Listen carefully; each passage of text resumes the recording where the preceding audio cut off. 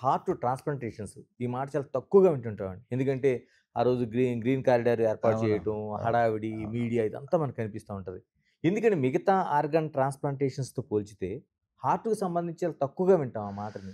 ఒకటి హార్ట్ ఏంటంటే ఆహ్, ఆహ్, ఎవరో చనిపోతే గాని మనకు హార్ట్ రాదు. లివర్, హార్ట్ ఈ 2 లివర్ అంటే లైవ్ డోనర్ గూడా హ్మ్. ఉంటారనుకోండి.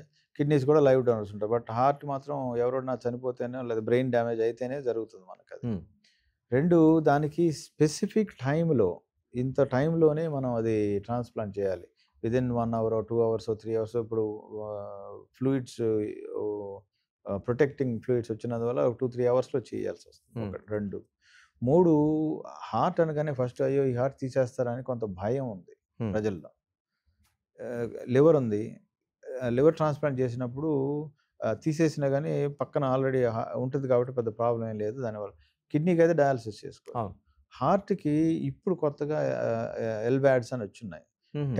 అది అంతకుముందు కూడా what's called bridge to transplant అని ముందు హార్ట్ ఫెయిల్యూర్ ఉన్న వాళ్ళకి హాస్పిటల్ నుంచి బయటికి ఎళ్ళలేని వాళ్ళకి లెఫ్ట్ వెంట్రిక్యులర్ అసిస్ట్ డివైస్ అని పెట్టి బ్రిడ్జ్ టు ట్రాన్స్‌ప్లాంట్ అని పెట్టేవాళ్ళు. హుహు. కరెంట్‌లీ ఇంప్లాంటబుల్ డివైసెస్ వచ్చేసినాయి. ఒక పర్మనెంట్‌గా 5 ఇయర్స్‌కో, ఒక 10 ఇయర్స్ ఫాలో అప్ కూడా ఉంది. అవి 65, 70 ఇయర్స్ వాళ్ళకి పెడతారనమాట. ఏది ట్రాన్స్‌ప్లాంట్‌లో చేయలేని వాళ్ళకి.